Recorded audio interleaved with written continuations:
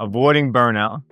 So if you know anything about burnout, it doesn't happen in a flash. It doesn't happen quickly. It creeps up very slowly, and you probably don't even know it's actually happening until bam, it hits you. And you're like, I am flat. And listen, most of us, none of us can afford that, right? We can't afford. The reason why we get burnt out is because we have 5 different candles that we're burning at once. We cannot afford to have them all go out at once because we just didn't have the energy and the stamina or the systems in place to do what we needed to do to keep things going, right? So listen, I've been there. The signs will be there, I'll say, right? Like anytime you get 8 hours of sleep and you wake up the next day and you're still tired, that's a red flag. Anytime you rely on coffee, you drinking a coffee in the morning or coffee in the afternoon every day, 5 days a week just to feel, and you're still feeling tired, that's a sign. If you are irritable with your spouse or your partner or relationship and you got a short fuse, that's another sign, especially, not getting that rest at home.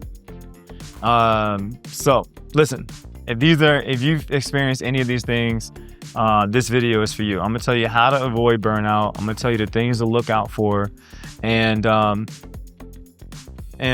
to get back into your rhythm. So one thing I'm gonna tell you is, firstly, monitor your sugar, right? So a lot of times your sugar intake is gonna make us come up and down and up and down. My psychology background also makes me think about what sugar does to not only your physiological, like your blood sugar levels and energy levels, but also think about neurologically, right? How is it changing your motivations, through dopamine? Dopamine is not just for pleasure, it's also pleasure from reaching goals, right? So if we already know how our phones are affecting our dopamine motivation, but think about if you're also doing sugar and screens and everything else, you're just always going to have something that's that you're achieving but isn't really helping you move the needle towards where we want to go, which is feeling better, feeling healthier, feeling better in our clothes, and having energy throughout our day, and feeling like we have the energy to love on our spouse and listen to them and be attentive, and have the right energy and manner in how we treat other people, right? So I want you to think about your sugar intake. I also want you to think about your caffeine intake. So one thing I want you to do, if you're a caffeine drinker, while you're drinking, focus on things that you can do to lower your stress as you drink your caffeine. So that could be music therapy. That could be, let's get into like some fitness stuff, foam rolling, or using your massage gun, or doing a 5-minute yoga. My favorite is breath work, right? So before I have coffee, firstly, I'm going to have water first thing in the morning. But before I have any coffee, I'm doing breath work. And if you've never done breath work, we can do a short one right here. It's you think about 4 seconds inhaling. You can hold it for 4 seconds. You can exhale for 4 to 6 seconds, and then you hold it again. Okay. So pause this video and try that if you've never done it, or try it another time. But breath work before you have caffeine is going to help lower your stress level. And caffeine is known to increase your stress level. That's why we feel the extra energy. It's actually increasing neurotransmitters in your brain that are sending signals for you to have more energy. Hey, pump more blood. All the things that we love about like having a faster metabolism and burning extra calories and having more energy, but it comes at a cost. So breath work can help mitigate that cost for you.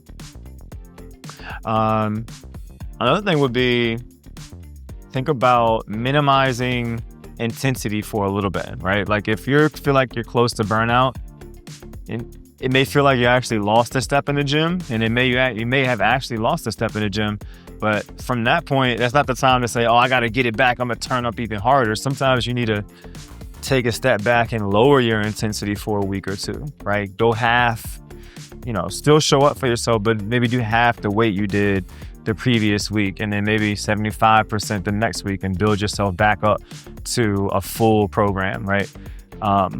Your nervous system needs to rest. You need to look for rest in every part of your life. How can I rest at work, right? Can I take 5 minutes and do a deep breath, 5 seconds, 10 seconds to do a breathwork exercise?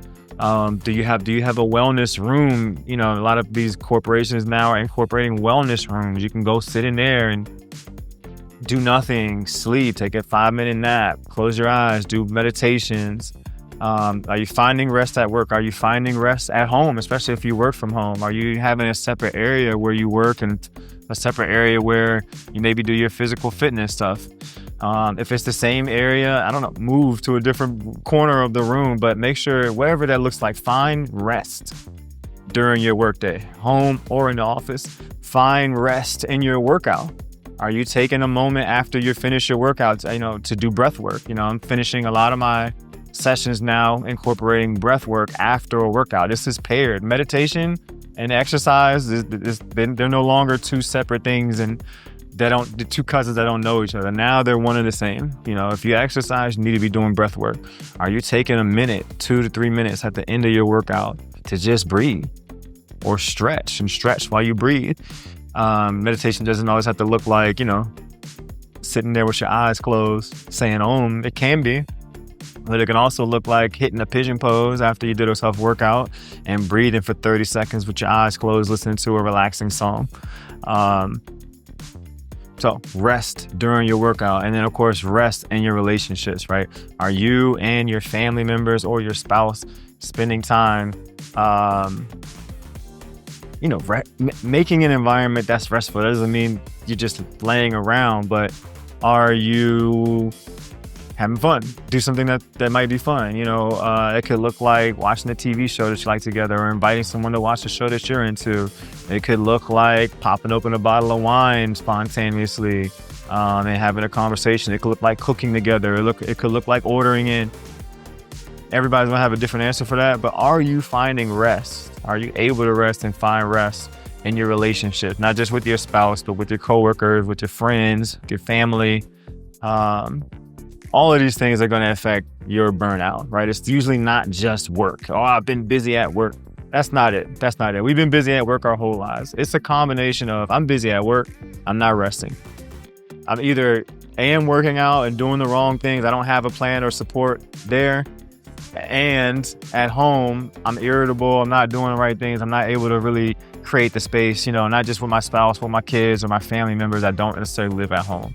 So take an inventory of your whole life. Think about how you can change things. Think about how you can incorporate rest into your actual day. So listen, I want you to DM me the word trust. If you are having trouble with avoiding burnout, I want you to find a trusted coach who can help support you with proven systems, somebody who understands where you've been and where you're trying to get to, and can help you close that gap systematically. And I'm here to help you. I have a team, I have systems set up in a program that are here to help you with your exact problem of, I don't know what to do about feeling like I'm burned the candle at two ends.